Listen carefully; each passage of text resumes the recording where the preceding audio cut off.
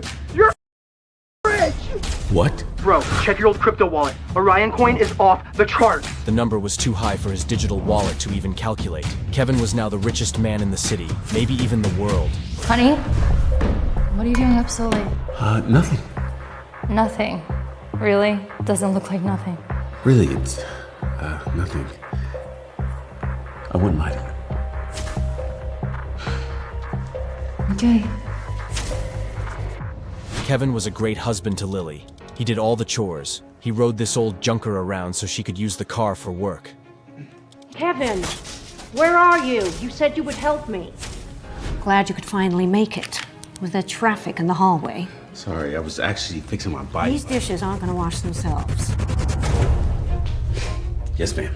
Oh, thank you. I mean, you've been living in this home now for the last 2 years. Surely, yes, ma'am, I'll do some dishes. Clearly makes up for that.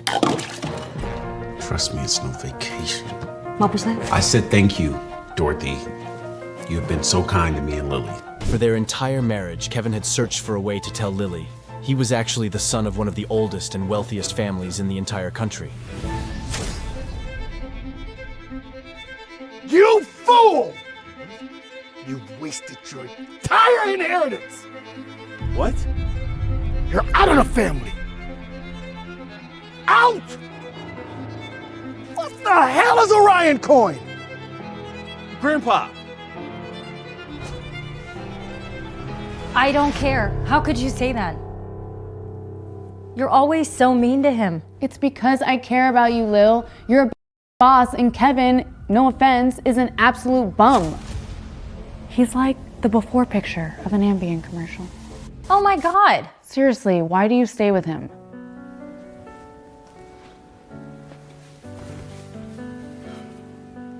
He wasn't always like this. When we first met, he was confident and charming, and I don't know what happened, but I just feel like if I stay with him long enough, he might actually find himself again. I really love the man that he used to be. But do you love the guy he is right now? Sometimes I just feel like, I don't know, he's just been so closed off lately and the romance is gone. And if he could just find himself again, be the man that I knew him to be, the man that I know he can be.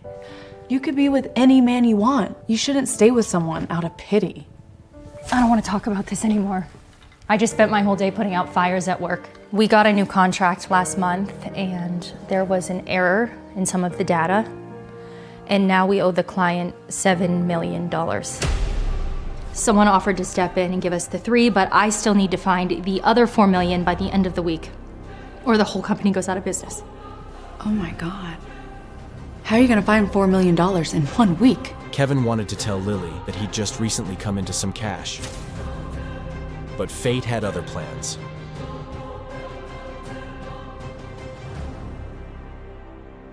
Hello? Never thought I'd hear from you again. What's up? Kevin, I was wrong about you. Your family needs you. We've gone bankrupt. The crypto you wasted your inheritance on, I know what Orion coin is worth now. Will you save us? That's rich. No, you are. And if you save us, I promise to find a way to make it up to you. You'll be a full member of the family. A full... Do you honestly think that I would want that after everything you did to me? Don't you want to be the man you used to be? If he could just find himself again, be the man that I knew him to be, the man that I know he can be. What do you say? Kevin's grandfather was right about one thing. Kevin was tired of being the shell of a man that he was. It was time he developed a spine and built his own empire. Kevin? More determined than ever, Kevin knew what he had to do. Kevin spent yet another night unable to sleep. Is he really the richest man in the world? It didn't feel real to him. Maybe he could finally be the man he was when he first met his wife.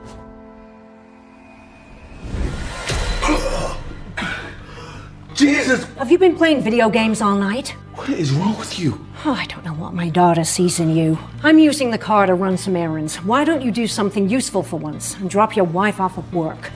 On it, ma'am. Crazy old lady.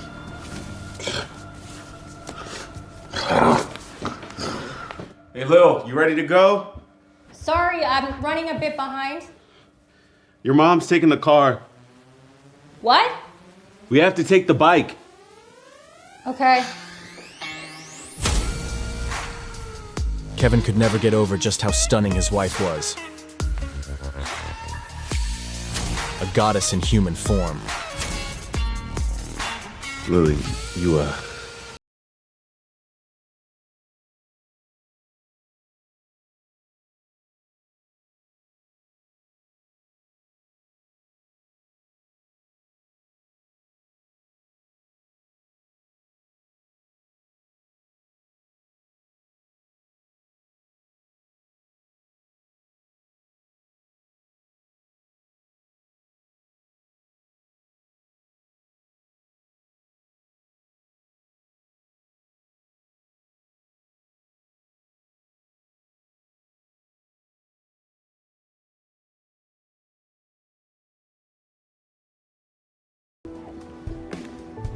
What?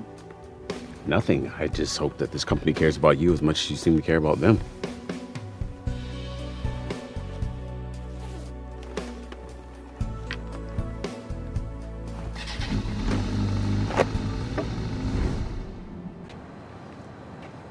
Have a good day, babe. Thank you for the ride. Of course. Lily. Anytime. Hi, Bradley. Hi. Oh my gosh, so good to see you. You really are having a bad week. You called an Uber bike to get here? Oh, no, this is You my... could have called me. Kevin, Lily's husband. Oh, you're the famous Kevin. Yes, this is him. You know, Rachel has told me so much about you. Rachel? She does a great impression of you, actually. I bet she does. Anyway, so glad I bumped into you. My heart aches for you and everything that's been happening with your company. Oh, thank you, that's so sweet. So sweet. So, I got you a little gift. What? You didn't have to do that. Yeah, Bradley. You really shouldn't have.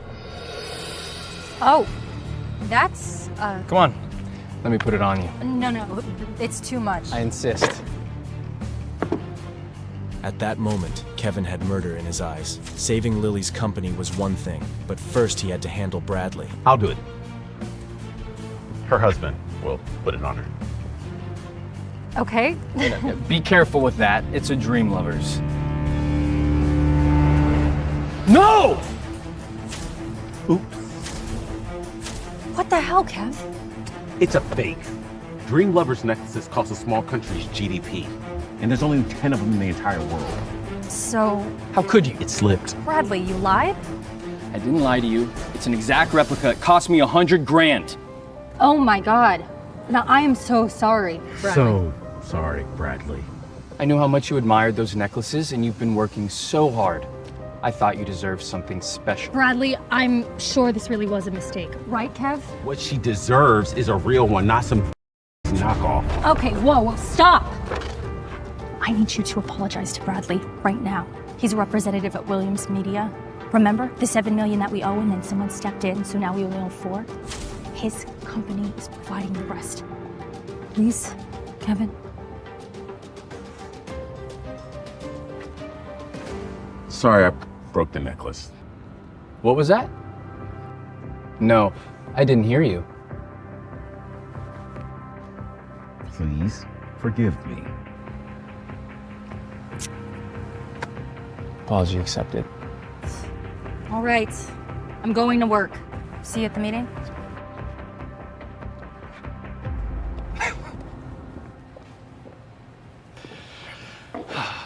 I know what you're trying to do. It's not gonna work. Stay away from my wife. I buy her expensive gifts, not you. Honestly, I feel bad for her. She'll never have anything nice with you around. Get out of my way. You can't even afford a car. Kevin was more resolved than ever to become the man Lily wanted him to be. But before he could take care of Bradley, he had to pay a visit to someone from his past. Williams Manor. Home sweet home. Kevin, my grandchild. Let's skip the formalities, shall we? I can see you've been enjoying your sabbatical. Sabbatical. Is that what you call disowning your grandson? Let's not dwell on events of the past, shall we? Please have a seat.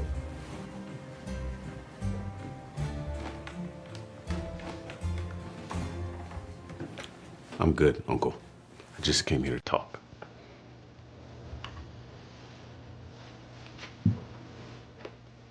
I thought about it, and I'll hear you out on 2 conditions. Number 1, by 6 o'clock this evening, you will get me an authentic Dream Lovers necklace.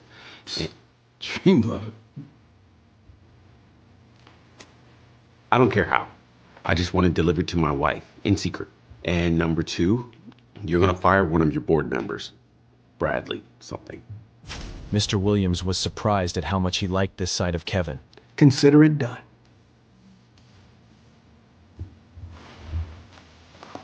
Confidence oozed from Kevin. He was finally in his element. So how much do you need? Not a whole lot. Only around $8 billion. $8 billion? That's not a lot. I was kicked out for way less. Would you like for me to grovel, boy? It's not going to happen.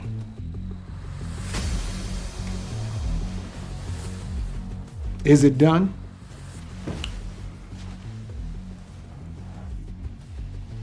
Your demands have been met. Now make the call. You will help us, won't you? You really think I have $8 billion? Don't play dumb. Just 20% of the stock you own is currently worth $9.6 billion. A number that is rising as we speak. Remember, you are a Williams too. This is your legacy on the line. My legacy? Were you worried about my legacy when you kicked me out 2 years ago? You know I'm married, right? I am aware. You know, I got engaged the day before you decided to exile me. Did you know that? I have a new family now. And I'm not just gonna kick them out on their butts just to have your loyalty. You left me for dead, so give me one good reason why I should bring you back to life. I'll help you build your empire. You want to be a man again, boy? You will be the most successful Williams family member to date.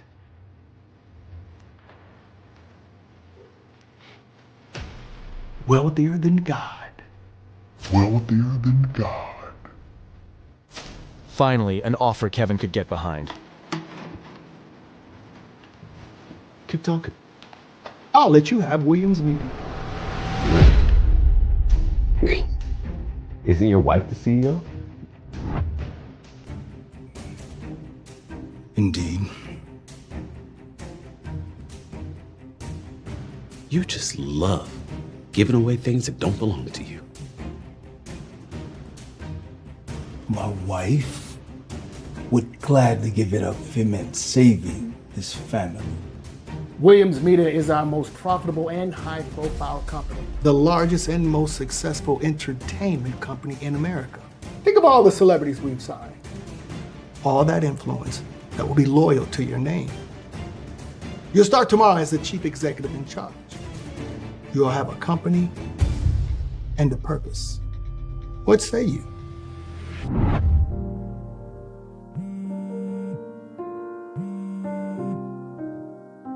Hey, babe. Hey, listen, I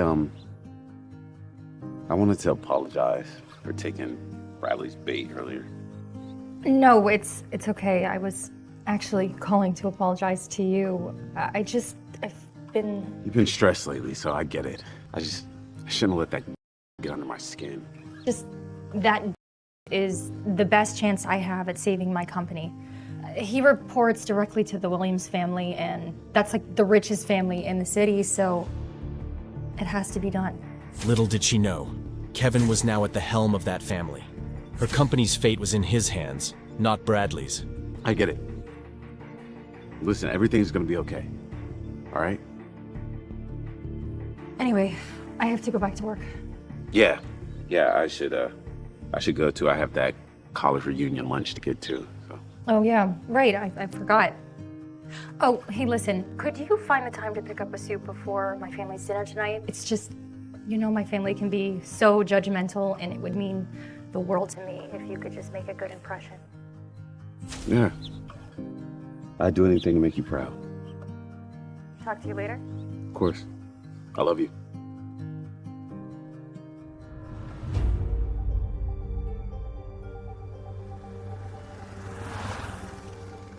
Oh my god, that is so embarrassing. Like, how does our chairwoman get married to a man with a broken motorbike? Tragic. It was like something you'd see in the dump. Him or the bike? No, okay? Then get this. He said he was going to buy her a dream lover's necklace. Can you believe that? Completely delusional. Hey! That's enough. If I were you, I wouldn't speak about things you know nothing about. Sorry, Miss Jones.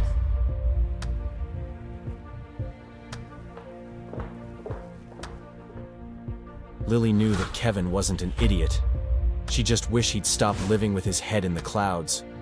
Maybe they both could give their relationship another go. She hadn't given up on him yet.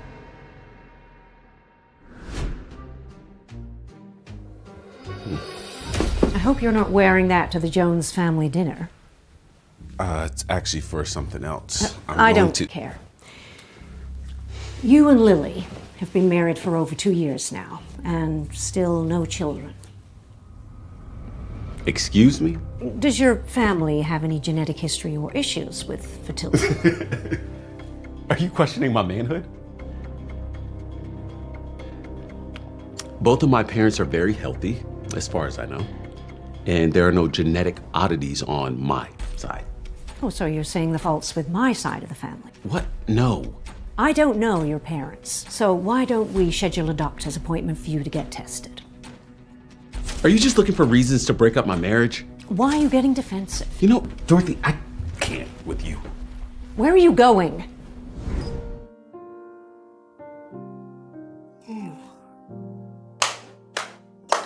Kevin Williams, what's up, baby? Tucker, what's up, man? How you feeling? Good. How you doing? I'm good. It's good to see you. It's good to see you.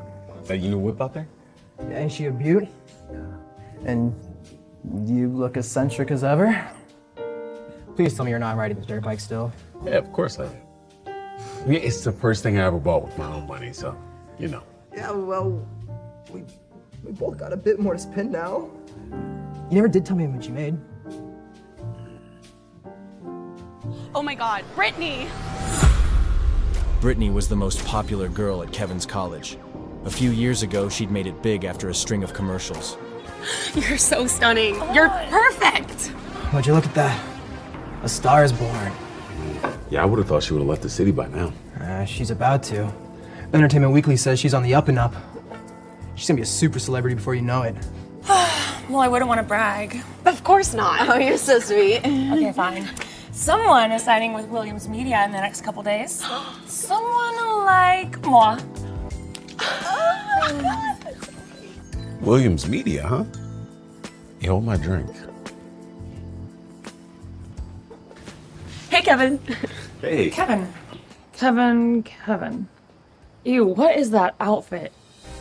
It's very disgusting. Yeah. Kevin, did you dress yourself today? Or like ever? So nice talking to you guys. Still talking to us? Yeah. Oh my god, he's still there. Hey, dude, I gotta go. My wife wants me to pick up a suit before I head home. Really? You? Well, I hope you don't need it tailored. Well, yeah, I mean, I want it to be nice, right? For tonight. Oh, bro, you're gonna need a miracle worker to get that finished in time. Who needs a miracle worker when you're the richest man in the city? Hey, Unc. I need another favor. Lily finally understood what it felt like to be seen by a man. As she touched the rare stone, she thought of how unhappy she'd been this last year. You look beautiful, Lily. You deserve this. You work so hard. I only wish you'd allow yourself more happiness in life.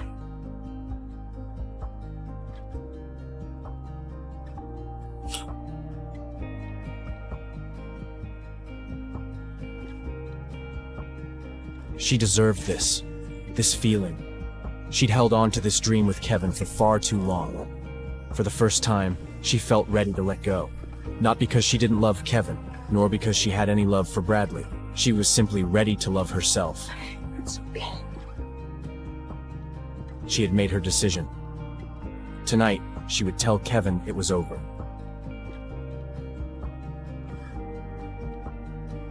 However, that decision seemed to fade away right then and there. In that moment, Kevin was the most handsome man Lily had ever seen. Not a hair out of place, and in a custom-fit suit perfectly tailored to accentuate his body. Forgot how fit you were in a suit. Well, your mom's watching. She was just about to leave him, but in that moment, she never wanted to let him go. Finally, let's go. Let's get out of here.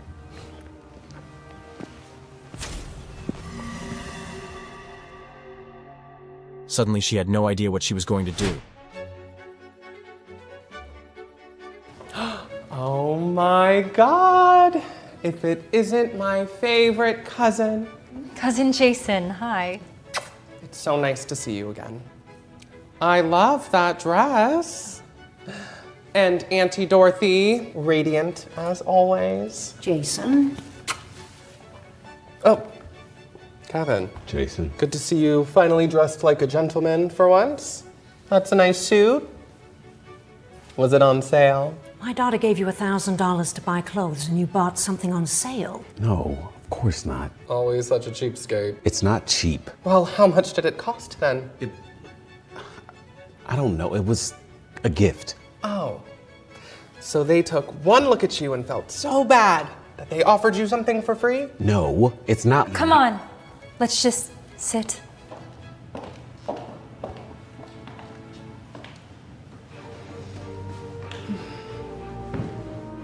Suit's not cheap, Lil. I mean, it's better than whatever that is. Excuse me? This is a $20,000 suit.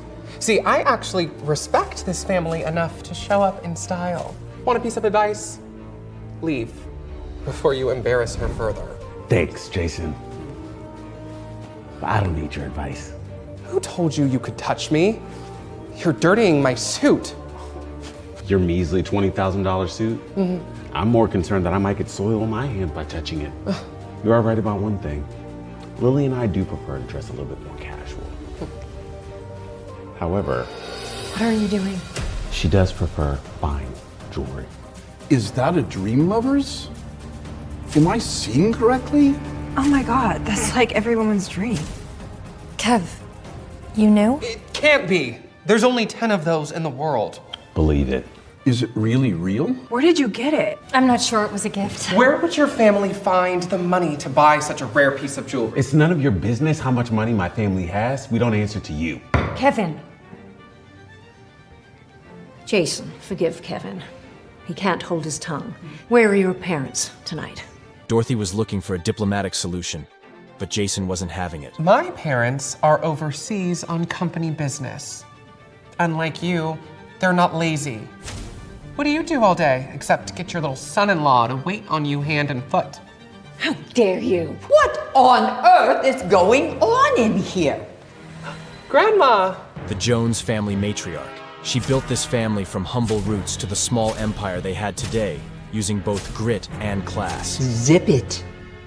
Now, I am hungry enough to eat this centerpiece. Somebody bring the food in. Like, I know it's understanding, but I have something to say. Kevin was very hungry, and the food looked so delicious. He didn't really care what anyone else thought about his table manners. I learned earlier today from a very reputable source that the CEO of Williams Media has changed. For years and years, our family has attempted to partner with Williams Media, but time after time, All of our offers have been rejected, but this young man may be the promise of a new generation. Kevin was amused. The old bat was well informed. If anyone can form a partnership with our families, I am prepared to reward them handsomely. I can go. I'm great at communication. Grandma, pick me. I'm friends with the third floor receptionist. I could. I'm friends with Bradley Smith. He's on the board at Williams Media. JJ, why don't I let you take this one on? Of course, Grandma. I won't let you down. Sorry, something in my throat. If Lily were to form a better relationship with Williams Media, maybe her own company Siren Corp would be saved. Hey, don't worry. Jason won't be able to talk with anyone at Williams Media about making any type of deal. What? Jason doesn't stand a chance. Why would you say that? He's a prick. Yeah, a very slimy one who's good at his job. I just meant to say you're better. You're just telling me what I want to hear.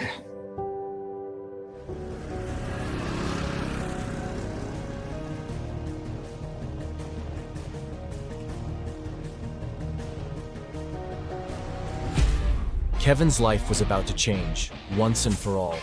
He couldn't believe this was really happening. It was now or never. My bike! What the hell is wrong with you?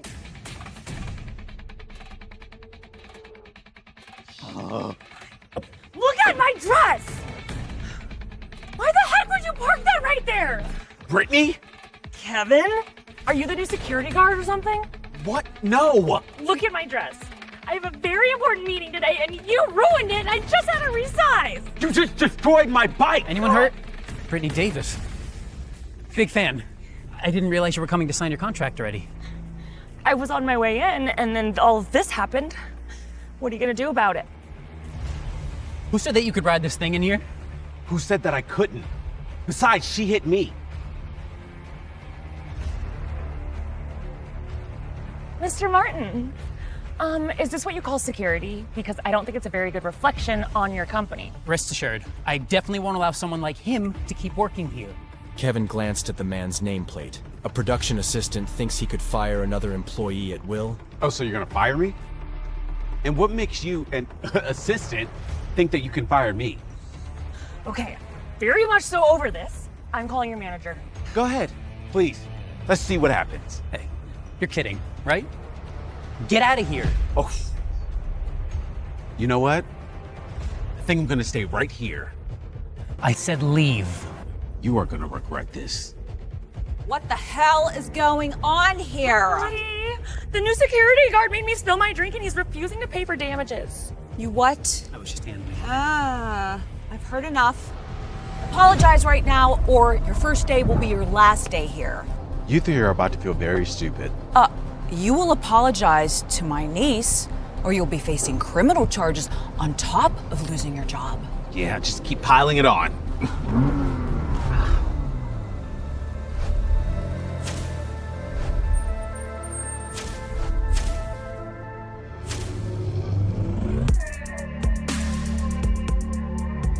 Perfect timing. Mrs. Wilson. Sorry, sir. I went to get the new quarterly reports and I lost track of time. I hope you can forgive me. No forgiveness needed. Excuse me, Miss Wilson. Do you know this man? Of course. Why wouldn't I know the new CEO? You have to be kidding me. I assure you, I'm not. It can't be. I went to school with the weirdo. Let me see those. Claire was the executive manager of public relations and didn't recognize the new CEO. What had she done? Sir, I am so sorry. I swear nothing like this will happen in the future. Future? Please, sir, I've worked diligently here for years. Mr. Williams, this is my fault. I hit your bike. Please don't punish my auntie. She works so hard. Miss Davis, please. This assistant tried to fire me. Can you believe that? I'll inform his supervisor. Wonderful. Kevin didn't feel a single regret. After years of daily humiliation, he was finally in charge. Well, let's go. We have work to do.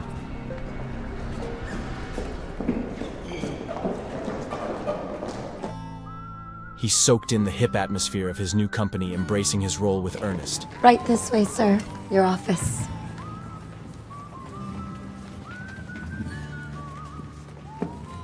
This was his destiny. Please, join us.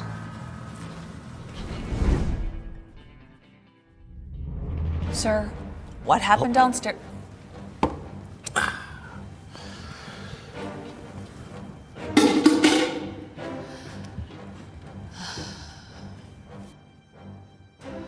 I really am terribly sorry. Surely, we can just forget about all of this and continue to me signing some papers. Kevin was enjoying this. You guys must think I'm some kind of bully. Maybe I am. Give me one good reason why I should sign you. Sir, there's a Jones family representative downstairs. Which one? There has to be some mistake. I've never met the new CEO. That's enough. He doesn't want to see you. He can't do this to me. Ugh. I've been banned from the premises. I have no idea what I've done. Can you believe that? I am so sorry that you had to endure that, JJ. The new CEO of Williams Corporation is a young man. He's probably too young to be at the helm of such a large corporation, and it's normal that people like him look down on your money. Ugh, that's not it. His assistant said as long as we present a worthwhile spokesperson, he'd happily meet with someone from our family. Oh, I just do not accept that. There is no one more worthy than you, JJ. Regretfully, Grandma, I think that person might be Lily.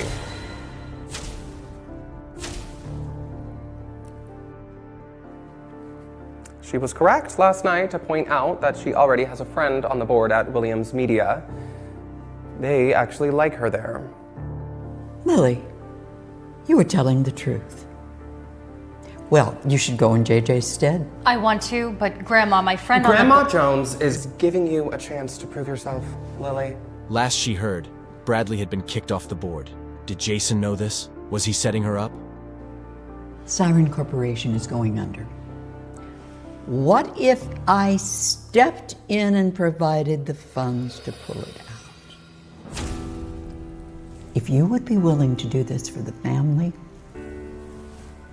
I can save your skin. What do you say? What choice did she have? Let's go! Ah, dude, I think you've gotten worse at this.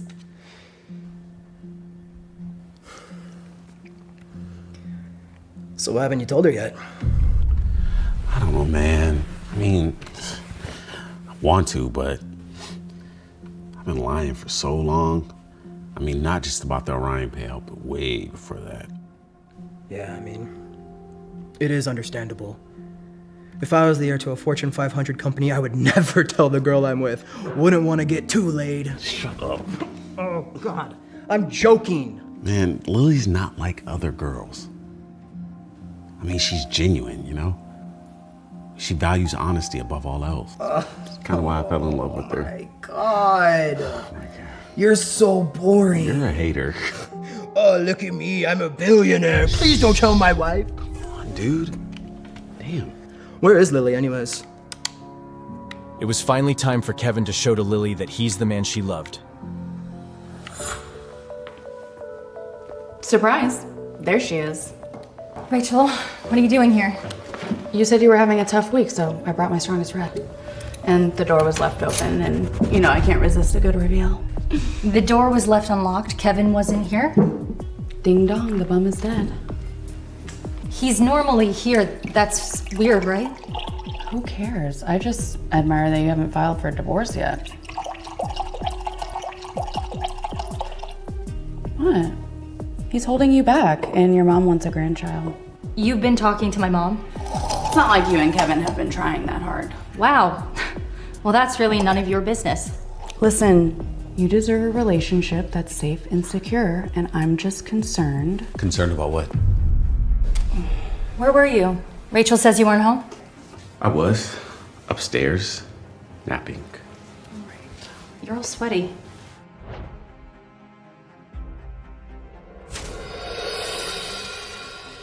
AC's on the fritz. That for me? Nope. Why are you staring at me? Hey, Lil, do you still need someone to cover that $4 million? Yeah. Wow, Kev. Way to rub it in. And remember when I tried to talk to you about it yesterday and you shot me down? Yeah, because it was silly and... You're gonna call me boss when I prove you wrong. Sure. Okay. And when you can't conjure up $4 million from the void, you're gonna call me mistress. You okay, sweetie? What is happening? Well, I wanted to surprise you, but I guess now's a good time. Oh, what are you gonna do, Kev? Pull money out of your butt? What is this? Well, I was gonna give you cash, but it seemed irresponsible to carry that much around. God. You know what? You talk a big game for a dude that has nothing to back it up. What is that, a toy? It's a card reader. Okay. The pin's your birthday. What? What is it? Come on. Get ready to call me boss, Missy. Hey, what's everyone? Where are your clothes? Where are you going?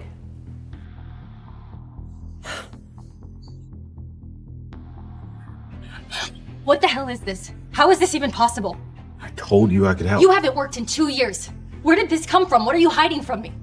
There's... No, this is a lot of money. I didn't do anything illegal, if that's what you're getting at. Then where is it coming from? Kevin was scared of how she'd react, but he could see now she didn't care about the money. What she wanted was honesty.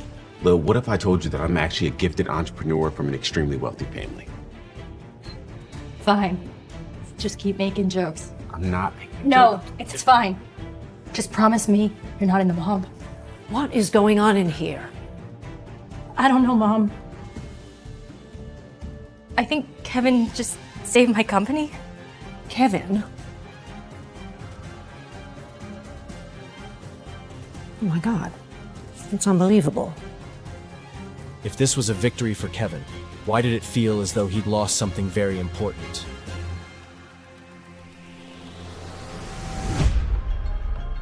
Distraught over her husband's kept secret, Lily walked into Williams Media with no plan of action. Lily still had not connected the dots that his last name was the same last name as the Williams company. Excuse me, I'm here to meet with the new CEO. Miss Jones?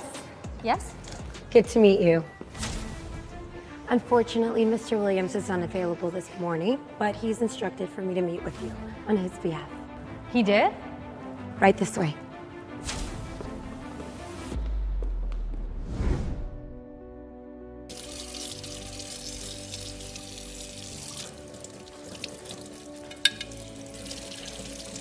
Hey. Hey. How'd the meeting go? I got the deal. Don't play with me like that. Come here. Oh. So proud of you. Thank you. No, we should celebrate. Oh, yeah. Yeah. I'd love that. So.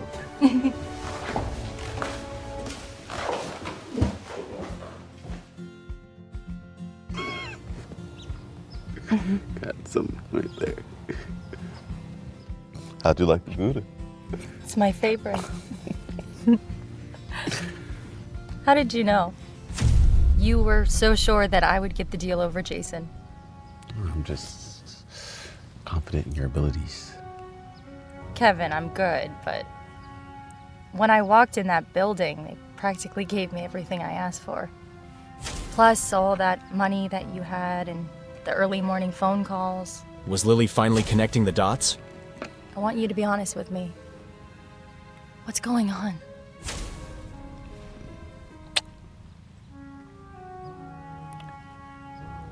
You should probably get that.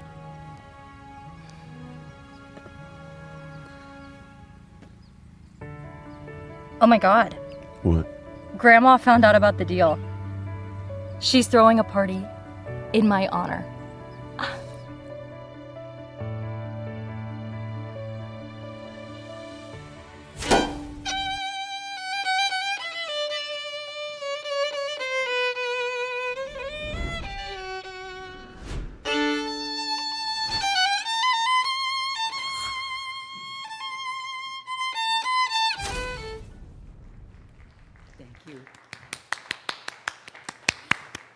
Thank you all for coming tonight to celebrate our family's new agreement with Williams Media.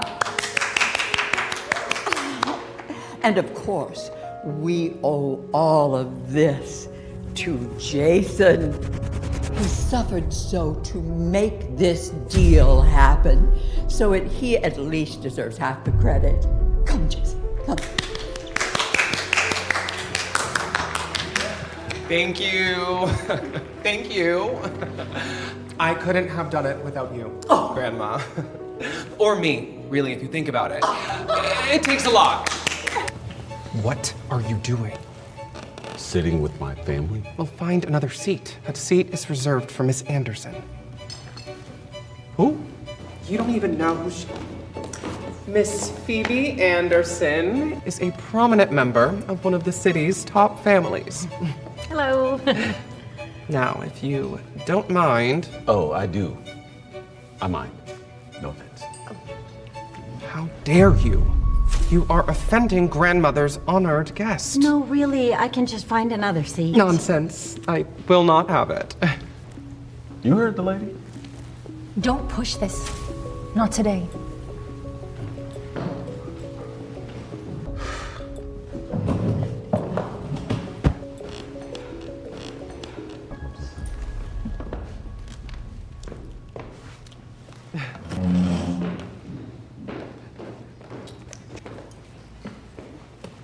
Trouble in paradise? Yes, well, enjoy your meal. Thanks. Phoebe Anderson.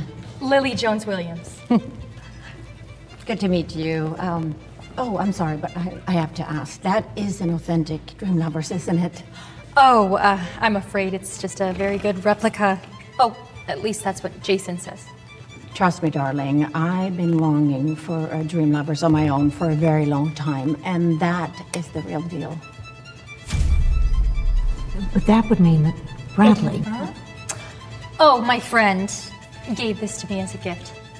Well, then you're just gonna have to give me his number so I can find out how he procured one. They're quite rare, after all. She can do better than that. You can call him. Right now. Yeah. Sure. Oh, that'd be great.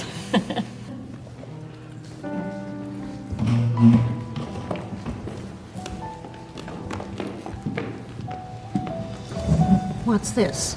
I just picked up a little gift. You know, the Windsor Hotel's famous for its wines. This is one of their most expensive bottles.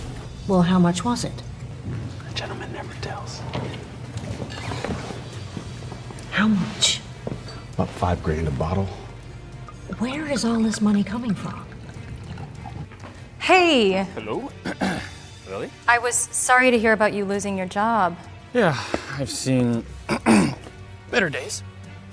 Yeah, listen, I'm calling about the Dream Lovers necklace you sent me. What are you doing? I'm serving wine to my family and your guest. I get it. You're trying to show me up. Yes, I love it. Well, a friend of mine wanted to see if she could get one of her own, and I was wondering if you could tell me how you were able to... Wait, you're calling me because you want another fake necklace? Seriously? Fake? After your husband broke the last one. More, come on. I'm very sorry about that. That cost me $100,000. All right, I lost my job. I don't have anything left. Waiter, how about a bottle of that for every person here? My treat. Are you, sure about that, Jason? I mean, it's a lot of people here, and this is a very expensive bottle of wine. If you can afford them, anyone can. Wait, so you're saying you didn't send me a Dream Lovers necklace? A real one? Of course not. Do you have any idea how hard those are to find? I mean, who gets that kind of money they can just pull out of thin air? All right, good luck. As a matter of fact, get 2 bottles for every person here. We're celebrating. Lily didn't know what to believe. Was Kevin really the person responsible for the Dream Lovers necklace? How could he possibly afford it? Just as Kevin was thinking about giving Lily a beautiful ring one of these days, Grandma Joan stood up and walked to the stage. Quiet, please. Lily, please tell everyone about the secret of your successful negotiation with Williams Media. How did you do it? Actually, it was nothing at all. When I went over that day, I didn't get to see the president of Williams Media. It was his secretary who brought me the contract and asked me to sign it. Everyone was astonished to hear this. Grandma, when I went to Williams Media, maybe the new CEO was just in a bad mood. That's why he had his assistant chase me out. This time when Lily went there, he must have realized how sincere our family was about working with them. JJ is right. Lily, you earned the contract with Williams Media pretty easily. Obviously, half of the credit goes to him. Lily felt very uneasy. She and Dorothy looked at each other, and her mother could only lightly pat her hand under the table. Today it's my treat. Eat and drink all that you want. I'm paying. Waiter, go and get a bottle of your best wine for every table. When the banquet was coming to an end, Jason was unable to stand upright. His eyes were blurry as he called for the waiter to come over. Use my card to pay the bill. However, that table isn't included. The table he pointed at was the one where Kevin was sitting. Kevin smiled and didn't say anything. Jason pulled his hand away with a look of contempt in his eyes, but at that moment, the waiter walked quickly over to him. Mr. Jones, I'm very sorry. The limit on this card isn't high enough to pay for tonight's bill. Are you kidding me? This card has a $100,000 limit, and you're telling me it's not enough for tonight's meal? I'm sorry, but I forgot to tell you. Mr. Jones, you've spent over $110,000 tonight. $110,000? What were they eating? Gold? You're a thief. Get your manager here right now. Kevin watched the whole scene without saying a word, and finally he couldn't help laughing. When the hotel manager arrived at his table, Jason stepped up to him angrily and asked loudly, This is how you do business? I'm going to file a complaint with the State Liquor Control Commission. I have friends downtown. Mr. Jones, you said that I should serve you our best wine. That's what I did. Because you needed 20 bottles for the entire room, we gave you our best price. You actually saved almost $18,000. Jason reached out to grab the hotel manager's lapels. Just then, an extremely calm voice came from the entrance of the banquet hall. What seems to be the problem here? As soon as Grandma Jones saw the man in the Armani suit, she quickly stood up and walked up to him. Mr. Cook, I'm very sorry about this misunderstanding. My grandson sometimes drinks a little too much and makes bad decisions. Mitchell Cook wasn't just the owner of the Whistler Hotel. He was also well known as one of the most influential men in Chicago. Definitely a big shot you didn't want to mess with. Mr. Cook, don't worry, we'll get you the money right away. We can't let JJ pay all the expenses tonight. Each of you should contribute $5,000. The rest of the money will be paid by JJ and me. Lily, why are you looking so upset?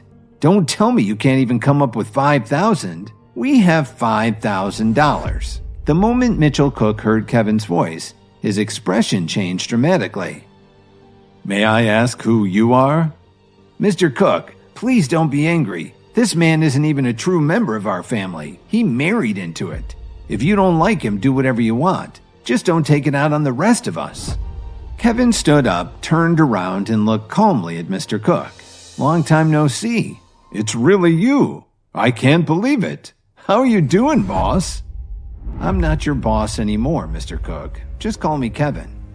To give you some background, when he was a teenager, Kevin saved Mitchell Cook's life. Cook had been set up by some of these thugs and they'd beaten him half to death. If Kevin hadn't shown up by chance, Cook would have died. And he wouldn't currently be the owner of the Whistler Hotel. It was Kevin who provided him with almost $100,000 to get his business off the ground. If you could just ask the waiter to add my table's bill to the $5,000, I can give you my card to pay. Your money's no good here. Put your card away. Kevin stared at him for a moment and opened his mouth to speak. How about if I give you a discount? A 50% discount? Mr. Cook, I didn't know that you're friends with our Kevin. Since we're paying this bill together, may we have a discount too? Didn't that guy just say that Kevin has nothing to do with your family? Grandma Jones's face froze. Kevin took a look at the bill. After the discount, it was about $2,500. Ha! I'd like to see how you could even pay that much. He took his wallet out of his pocket, pulled out a bank card, and handed it to the hotel manager. The hotel manager slid the card into his portable reader. Lily stared nervously at the hotel manager, afraid that Kevin's card would be rejected for lack of funds. All right, Mr. Williams, the transaction went through. Here's your card. How was this possible? Everyone was confused. Where did you get so much money from? Don't worry, Lily. I have something I need to do later. You and Dorothy can go home first. Kevin got a ride with Cook, but he didn't go straight home. You've done an amazing job. I never imagined you were the owner of the Whistler Hotel. By the way, where are you taking me? Do you remember Adriana Wright? I just told her about meeting you in my hotel and she was really happy about it. We talked it over and decided to surprise you. Kevin met Adriana when he lost his briefcase in a wine store. She was working in the shop and noticed that he'd left it behind. Kevin found out that Adriana wanted to start her own business, so he formed a partnership with her. He also fronted her $100,000 just like he'd done for Cook. After all, she had chased him for 3 blocks to return his briefcase. In just a few short years, she actually built the West Chicago International Group. After a few more minutes of driving, Kevin and Cook stopped at an enormous office complex in the west suburbs. Mr. Cook, the president is waiting for you on the 3rd floor. Okay, Kevin, wait down here for a while. We'll go and get a surprise ready for you. Adriana's Chicago headquarters was very large. The 1st floor was mainly used to display the latest products. Kevin spent a lot of time looking around. Hey, I thought it was Kevin. Kevin turned his head to look. The woman in front of him, wearing a tight denim skirt that hugged her curves, was Lily's friend Rachel. Kevin, you came here by yourself? The things in West Chicago International Group aren't cheap. If you don't have enough money, you should get out fast. By the way, it seems you still haven't called me boss since we made the bet the other day. I don't know what kind of scuzzy deals you made to get that money. A balding man with a slight paunch walked over and spoke to Rachel. Honey, what's wrong? Who is this? Hubby, this guy is Lily's husband. He was being very rude to me and wanted me to call him boss. Rachel's husband was named Cody Hunter. Cody grabbed Kevin's collar and was about to punch him. Rachel watched with pleasure. Stop it! Cody stepped back and unclenched his fists, raising his open hands in the air like he was surrendering. He looked at Cook, who was running toward him like lightning, followed by Adriana, who was right behind him. Cody was stunned. Mr. Cook, and President Wright, what a nice, surprise. I was just trying to scare him. You see, Mr. Cook, I just got promoted. I'm Cody Hunter, the new manager of the entire region. I'll get someone to kick him out right now. Regional manager, is it? Adriana, I think you know what to do. I order you to go to the personnel office tomorrow and turn in your resignation. Kevin, it's wonderful to finally see you again. Come along with me. Just as the 3 of them were about to leave together, Cody and Rachel came to their senses and ran to catch up with them. Kevin, boss, this was all my fault. Can you convince President Wright not to fire him? That isn't a bad apology. Couldn't you let him go back to his old job for a while? If he learns how to be a decent person, he can go up for promotion again. Adriana naturally followed his line of thinking. Rachel hurried over and gave Kevin a hug. Adriana, Kevin, and Cook headed to the Chartreuse Mill, the largest bar in Chicago. The three of them had just sat down when two men with extremely excited expressions on their faces pushed open the door and walked in. Kevin! Gilbert! Emo! Come in here, you guys! Gilbert Rhodes and Emo Squire were comrades in arms. They had served together in the Special Forces, and after they retired, they became Kevin's personal bodyguards and martial arts instructors. Gilbert's mother had cancer back then, and Kevin gave him over $100,000 to help with expenses for her medical care and comfort. A while after that, Gilbert and Emo wanted to move on, so Kevin gave them money to help them out. They owed their success to him. It's really been too long, Gilbert. I can't believe this is your bar. You've done pretty well for yourself. So, Emo, what are you up to? Are you working together? Emo's doing very well. He runs a bodyguard company. After they talked and laughed for a while, Adriana stood up and left the room. A few minutes later, she came back with a gift box in her hand. Kevin, we got you this gift almost 1.5 years ago. We're so glad that we can finally give it to you in person. Taking the box from Adriana's hand, Kevin looked at his 4 friends and slowly opened the box. As he looked inside, his eyes were glued to the beautiful antique signet ring in the box. It had an ancient aura, and he couldn't take his eyes off of it. I'm glad to have found you again, my friends. Thank you so much. Let's have a toast. They stayed up and chatted well into the night. Because it was so late and they were in no shape to drive home, Gilbert arranged for them to sleep in the Chartreuse Mills VIP suite. And when he woke up the next morning, Kevin didn't head home. Instead, he went straight to his office at Williams Media. After resting on the sofa in his office for a while, Kevin began wondering if he should send a message to Lily. Just then, his phone rang. Kevin saw that it was his mother-in-law, Dorothy. Hello, Mom. I understand. You haven't seen each other in a long time, so you must have had a lot to talk about. By the way, didn't I ask you to bring your parents here for a physical? It just so happens that I have nothing to do for the next couple of days. How about tomorrow? When he heard her bring the subject up again, Kevin frowned. He really didn't want his parents involved in all of this. How about this? After I bring my parents here tomorrow, I'll pick up you and Lily to go and get another checkup to see what the problem is. Dorothy was unhappy to hear this and was about to object, but Kevin didn't give her a chance. Then it's decided. Let's go and get the physical together, all of us. But I have to hang up now, Mom. I still have something to do. Talk to you later. After Kevin hung up, he put down his phone and was about to rest for a while when someone knocked on his office door. Miss Wilson walked in wearing a light blue professional suit and shoes. Sir, Jason from the Jones family is here. He wants to sign the packaging contract for Brittany's debut with us. What do you think we should do? He's here pretty early. Don't worry about him right now. Please contact the Jones family directly. Let them know that, since they've ignored my previous instructions, our agreement with them will be voided if they send him here again. If they want to continue to work with us, then they must ensure that all corporate matters will be handled by Lily and Lily alone. Otherwise, we have nothing to talk about. In the old Jones family mansion, the key players of the family were sitting in the living room trying to figure out how to handle all of this. We need to make a long-term plan. After all, if they want to cancel our agreement, we won't have a chance in court. If that happens, we'll be the ones to suffer. Grandma Jones was absolutely right. Williams Media was far more powerful than they were. The Jones family had to give in, so Jason's cousin Matilda Jones was chosen to replace Jason. They all wanted her to take Lily's place and go to Williams Media the next day.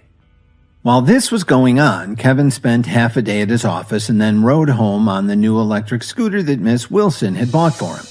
Damn it! Dorothy groaned. Seeing that Kevin hadn't responded to her, Dorothy kicked off her dress shoes and stomped across the room to sit down next to Lily. Lily gave her a puzzled look. What's wrong? You look like you're mad at someone. Kevin told me that he wanted to do a checkup along with everyone else. What did he mean by that? Does he think the problem is with me? Mom, can you not rush things? I have so much going on right now. How could I possibly think about having a baby in the middle of this train wreck? You're still not in a hurry? You've been married for over 2 years. The in vitro's already failed 3 or 4 times and you're not in a hurry? Let's not talk about this right now. After eating and then cleaning up, Lily lay down on the bed. Kevin, who was doing some stretches on the floor, turned on his side and used his hand to support his head while he stared at her beautiful side profile. Lily, if Grandma Jones calls you tomorrow and she asks you to talk about the deal with Williams Media, don't agree with her right away. Just let her wait. Kevin didn't worry about Lily's impatient tone. After saying that, he went to bed and quickly fell asleep. The next day after Lily left for work, Kevin headed over to his office at Williams Media. Miss Wilson knocked on the door and walked in. Mr. President, the Jones family has sent someone over to discuss their arrangement with us. It's a woman named Matilda Jones. Please ask her to leave. When Matilda returned to Grandma Jones, her grandmother was really pissed off at the news, but she reluctantly agreed that it was time to call Lily. Sorry, Grandma, since you already handed this over to Jason, I feel that it's not right for you to make a sudden change in the middle of negotiations. Lily hung up the phone abruptly. Dorothy looked at her daughter in disbelief. On the other side of town, Kevin arrived at the Whistler Hotel and was happy to see that Cook already had a table full of food waiting for him. Kevin smiled as Cook opened the silver lid and took out a small velvet box. He was acting very mysterious. Cook quietly put the box in front of Kevin. I prepared this especially for you. It's a valuable item that I've kept for almost 4 years now. Kevin finished lunch, he checked in with his office, but they didn't have any work lined up for him, so he headed home. When he got there, he took a shower and put on some more casual clothes. Then he pulled Cook's gift out of his pocket. In the middle of the velvet box was a pill the size of a small marble. He placed it in his mouth and reached for a glass of water to help him swallow it. Before Kevin could drink the water, the pill seemed to melt in his mouth, and then it flowed down his throat. He suddenly felt a sharp pain in his abdomen. Then his whole body felt like ice. It reminded him of that time one of his friends had convinced him to jump into Lake Michigan with his polar bear club one cold winter day. Then his eyes rolled up in his head, and he fainted. When Kevin opened his eyes again, it was almost dusk. What's that horrible smell? The funk was almost enough to knock him out again. Kevin got up off the floor and discovered that the smell seemed to come from his own body. His entire body was covered with some sticky yellow liquid. Kevin sprinted to the bathroom to take a shower. He gave the house a quick cleaning and sprayed the air with an entire can of freshener. It seemed impossible to get the stink out of the room, especially the spot where he'd fainted. I can't believe someone told Mitch that this would help me. So far, it's given me an intense pain in my gut, knocked me out, and made me smell like an outhouse on a hot July day. Are there any more fun side effects? Kevin kept muttering to himself as he cleaned the room furiously. Just as he finished, Lily and Dorothy came home. She gave Kevin a subtle tug on his sleeve and motioned for him to go to the bedroom with her. It's Grandma Jones's birthday the day after tomorrow, so you have 2 days to try and find something nice, and nothing cheap or tacky. Please don't embarrass me in front of my family again. When Lily told him this, Kevin remembered that he and Grandma Jones shared the same birthday. But usually everybody spends so much time fawning over Grandma that they forgot about him, so he wasn't much in the mood to celebrate. He nodded in agreement. Don't worry, I'll remember it, and I'll find her something nice. Thanks, Lily replied. Grandma Jones's birthday bash was held at Chez Robin, one of the finest restaurants in Chicago. Lily sat next to her mother and saved a seat for her husband. For the past 2 days, she'd asked Kevin over and over what he planned to get for her grandmother, but he insisted that he wanted to keep it a secret. When Kevin finally arrived, Lily saw that he was holding a simple gift bag like you find in a drugstore. This sure ticked her off. When Kevin sat down at the table, Dorothy frowned and stared at the gift bag he was holding. You could have at least had it wrapped. I hope the gift you picked out is presentable. I didn't have time to wrap it, but the wrapping isn't important. It's what's in the bag that counts. He started to lean toward Lily, offering the bag to show what was inside, but she put her hand out and stopped him. She wasn't interested in finding out right now. I don't want to know. Later, when everyone is giving Grandma her presents, you can take advantage of the confusion and just stuff it into the pile so we're not embarrassed in front of my family. Again. All right, he said. Whatever you say. Everyone had already started to give their gifts to Grandma Jones, who was seated on the dais at the front of the room. They were all secretly competing with each other to see who would give the most valuable or rare gift to Grandma Jones. So far, the best presents were the beautiful diamond brooch that Matilda gave Grandma, as well as the antique Victorian bust that Jason had presented to her. Just then, someone walked up to Grandma Jones and announced, "Grandma, Bradley Smith is here." "Happy birthday, Grandma Jones. I wish you health, wealth, and happiness. I'm sorry that I'm a little late. The Dan Ryan Expressway was backed up with the construction traffic. Please forgive me." Grandma Jones knew that Bradley had always been interested in Lily. If only she had been able to match them up a few years ago. But instead she had married that failure Kevin. "Oh, I understand. I know you have a busy schedule. It's very considerate of you to come to my party. Actually, I'm not just here for your birthday. There's something else. Grandma Jones, I want to ask your blessing to marry Lily." "Bradley, you do realize that Lily is married. Doesn't that bother you?" "Grandma, I'd like to ask Lily to be my wife. You know I've always seen you as my very own Grandma. Please say yes." The whole time he was saying this, Bradley was acting like Kevin wasn't even there. Finally, Kevin had had enough of this. He stood up from his chair and yelled, "Stop! What the hell is wrong with you?" Kevin had lost it. Now it was Jason's turn to stick his nose in things. "Who do you think you are? You have no right to speak here. You're not a member of the family." "I may not be much, but I'm better than you Kevin spat back. "I'll kick your ass, loser." Everyone was upset to see this, but nobody made a move to stop Jason. They were all expecting to see Kevin get beaten up. But Kevin stood his ground very calmly. "What are you just standing there for? Hurry up and leave." Jason threw the first punch, but Kevin stepped to the side to avoid it and caught his fist. "So, you're going to get violent, are you?" Then Kevin twisted Jason's wrist with a move that his friend Emo had shown him back when he was his family bodyguard. Everyone there heard a sharp pop, and Jason let out a loud moan. "Why have you always been such a to me?" Jason felt like one of his ribs might be broken. He sat on the floor yelling in pain as he held his wrist. Just then, Dorothy walked up to Kevin and slapped him in the face. "How dare you ruin Grandma's birthday?" Dorothy was furious. "After all that we've done for you, this is how you repay us? Get out, now!" By now, Jason was slowly standing up with a little help. "Oh, he's not getting off so easy. You're a dead man." Jason pulled out his phone, scrolled through his contacts, and made a call. But Kevin wasn't paying any attention to Jason. He was staring blankly at Dorothy. His penetrating stare made her uneasy. He finally spoke. "Lily and I have been married for 2 years. Things have been hard while I tried to get back on my feet, but I thought we still had a pretty good relationship." He began to smile before he continued. "Maybe it's my fault that everyone here looks down on you and Lily. Maybe I deserve that slap. I don't know. But from now on, we're even." Kevin clenched his fist tightly. "From now on, I'll have nothing to do with this family. I've had enough of this. If you want me to come back, you'll have to make Grandma Jones get down on one knee and beg me."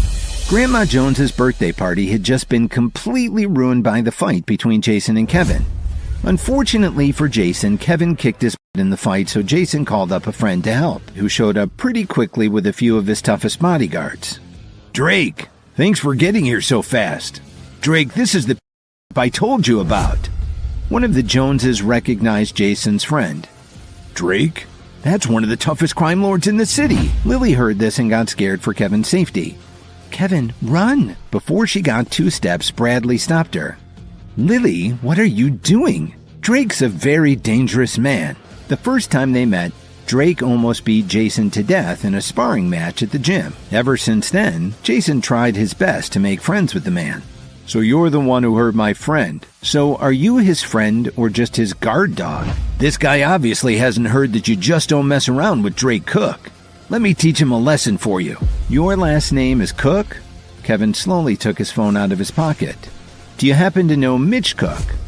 Drake's face froze when he heard this question. "It's me, Mitch. I'm here with a mutual acquaintance." Drake hesitated a moment and took the phone. While he talked, his expression changed from anger to confusion to worry. "Are you sorry now?" "Yes, Mr. Williams, I'm very sorry." Of course, Kevin had just called his friend Mitch to set Drake straight. The message he gave him was short and sweet. If he touched a hair on Kevin's head, he would lose his own head. Seeing that Drake still wasn't giving Kevin a beating, Jason couldn't hold back any longer. He decided to take another swing at Kevin. But before his fist even made contact with Kevin's face, Drake grabbed Jason and threw him to the ground. "What kind of mess have you gotten me into?" Drake kept cursing while he slapped Jason over and over. Then he turned to the men who had come with him and gave them an order. "See if you can knock a little sense into him." They immediately surrounded Jason and started dragging him towards the side exit. When Kevin was gone, Drake let out a long breath and told his men to stop slapping Jason around. Then he took his men and left. The Joneses slowly walked over and surrounded Jason. "Jason, are you all right?" Suddenly, one of her other grandsons rushed into the room. "Grandma, Mr. Cook is pulling up outside." The Joneses were surprised. Grandma Jones is really important. Even someone as powerful as Mitchell Cook has come to see her on her birthday. "Miss Jones, may I ask if Kevin is here?" "I'm sorry, Mr. Cook. Kevin has already left." "Oh, well, since Kevin isn't here, I won't take much of your time. I understand that today is your birthday. Please accept the small gift." Cook snapped his fingers and one of his bodyguards walked up and placed the gift on the table. When the Jones family arrived home after the disastrous birthday party, one of the young Jones men announced from the doorway, "Grandma, President Wright of West Chicago International has arrived." "Hello, Mrs. Jones." About a dozen bodyguards followed Adriana as she strode into the Jones family mansion. Adriana searched the room with her eyes. "Mrs. Jones, is Kevin here today?" "I'm sorry, President Wright. Kevin isn't here at the moment." "Since Kevin isn't here, I won't take up any more of your time." Adriana motioned for one of her bodyguards to place a beautifully wrapped gift box on the table. "This is a small token of my esteem. Happy birthday." After saying this, Adriana turned around and left with her entourage. Jason's face fell, and he wasn't the only one in the room who looked shocked. "Someone go get Kevin and bring him back here." Lily reacted first and immediately rushed out of the room. Bradley followed closely behind her. As she walked, she dialed Kevin's number. He answered after a couple of rings and she asked excitedly, "Where are you?" "I'm on my way home. Don't worry, Lily. I'll go and pack my things. I'll be gone by the time you get home." "No, please wait for me. I'm on my way." When Bradley saw her getting into a taxi, he hurried to the parking lot and jumped in his car. Half an hour later, Lily arrived at home. When she got out of the cab, she was surprised to see Bradley running towards her. Bradley grabbed Lily's wrist and asked her, "Lily, what are you doing here? Come back with me.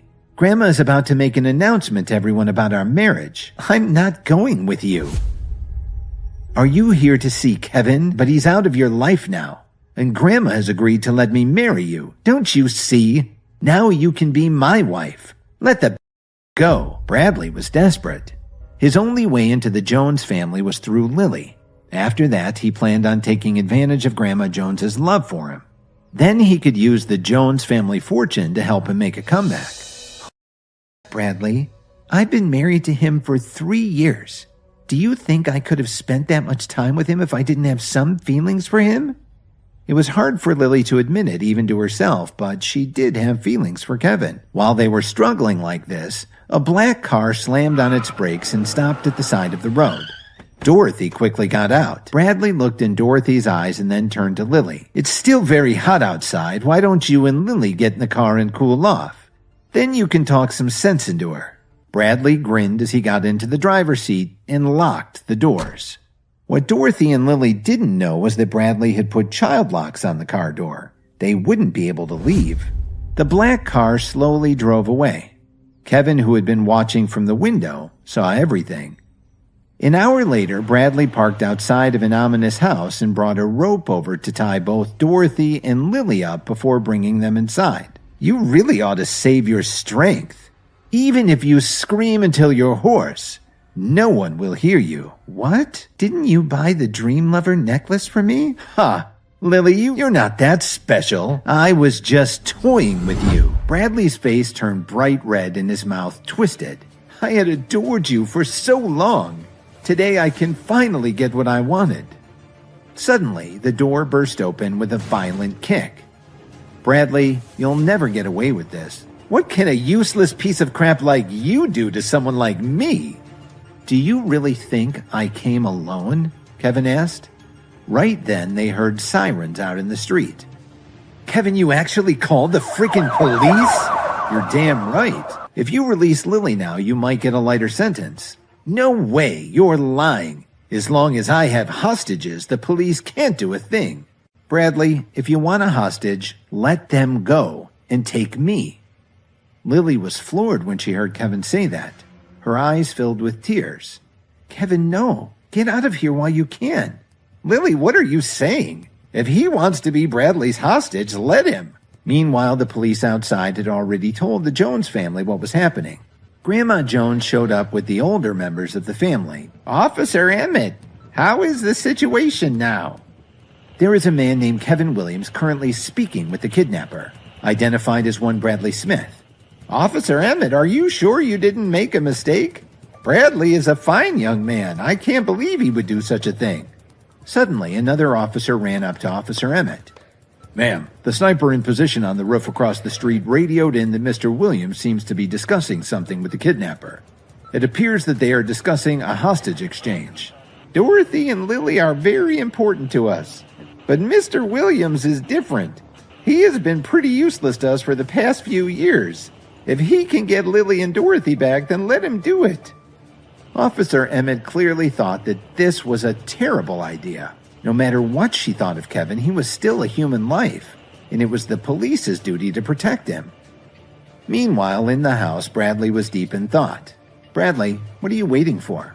I'm your only chance to get out of this. A second later, Bradley pointed his knife at Kevin. You want to be a hero and save this damsel in distress? Okay, you get your wish. Put your hands over your head and slowly walk over here. Not so fast. We'll count to 3. When we get to 3, I'll walk over to you and you'll let Lily and her mom go. At the count of 3, Kevin slowly walked over. As he brushed past Lily, he whispered, Lily, don't be afraid. You're safe now. Don't wait for me. When Lily heard him, she trembled. As she walked towards the door, she turned her head and saw Bradley grab Kevin and put the knife to his neck. Dorothy grabbed Lily's wrist and pulled her out of the room. Little Dorothy! Lily, are you all right? But Grandma, Kevin is still inside. We're ready to leave now. Isn't that person inside a member of your family? No, we have nothing to do with him. But Kevin didn't care what Bradley thought, or even what the Joneses thought.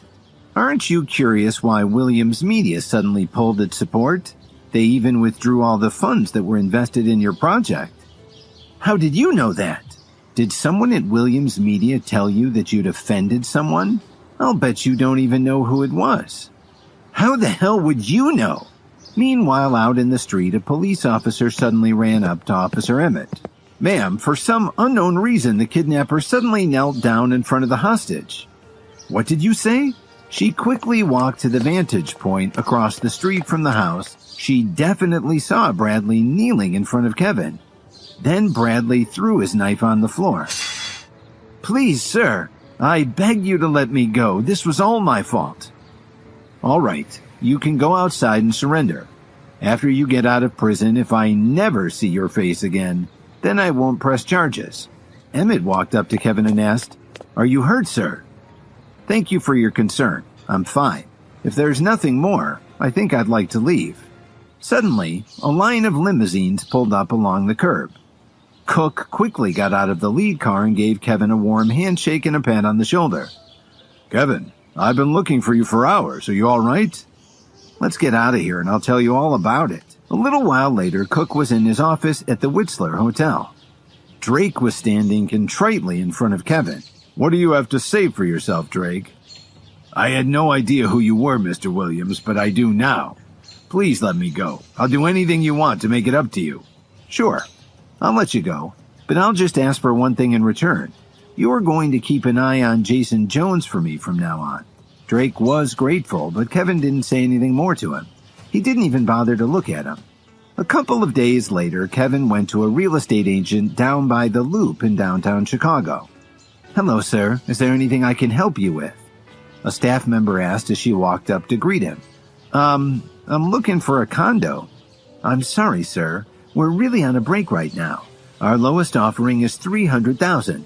If there's nothing else we can do for you, please show yourself out." The agent had already made up her mind that Kevin was probably working on the construction site down the street. He just came in to look around and enjoy the air conditioning. At that moment, two people walked up. Kevin was startled to see them, and it showed on his face. "Kevin, what are you doing here?" The man with Lily suddenly blurted out. Lily, what did you just say? This is Kevin?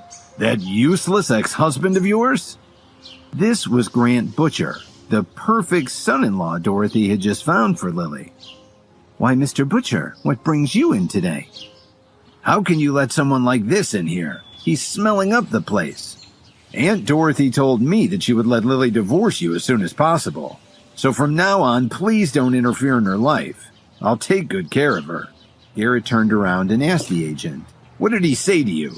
"He said he wanted to buy a condo," she answered. "Buy a condo?" Garrett laughed. "I hate to tell you this, but we sell high-end real estate here. Do you think you'd even qualify for a mortgage?" "Well, I don't think that's really up to you. Are you in charge here?" "I'm the manager." "Why, Lily, what are you doing here?" "Lily, who's this?" Garrett asked. "This is my best friend, Rachel."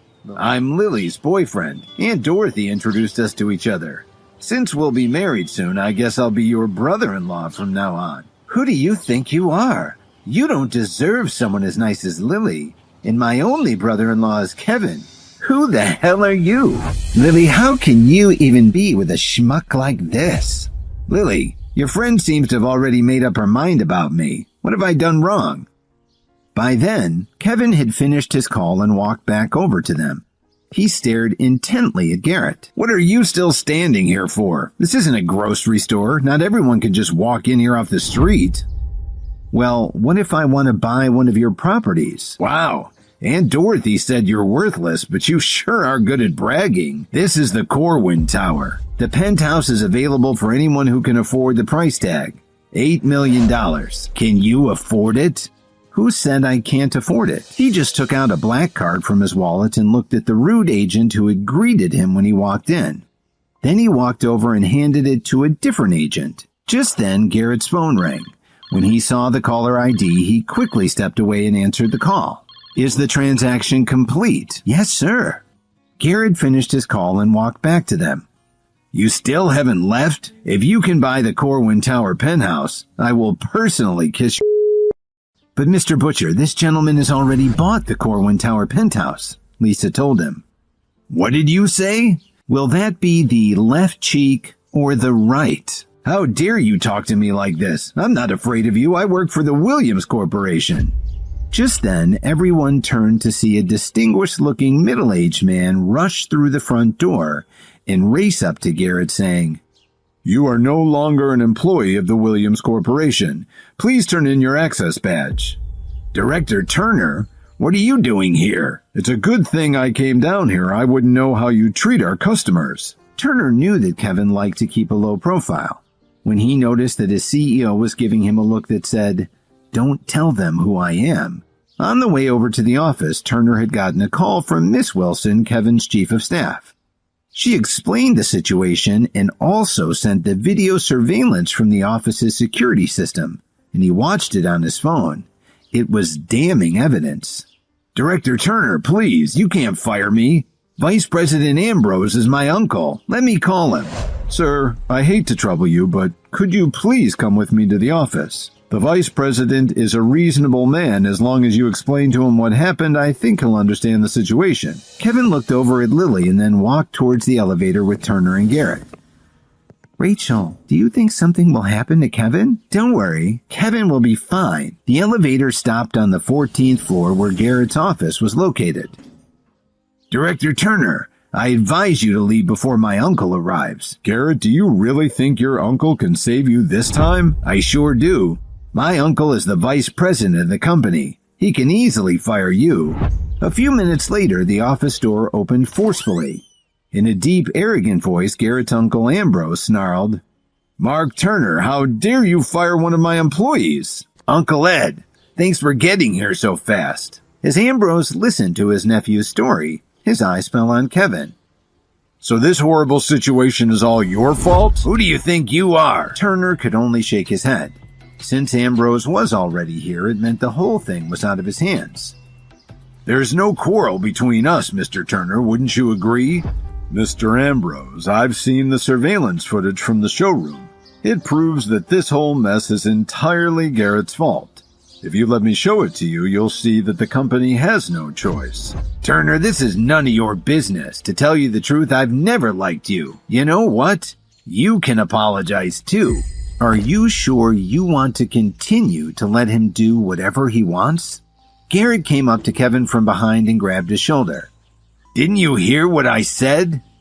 In a flash, Kevin turned around and defended himself by pushing Garrett away.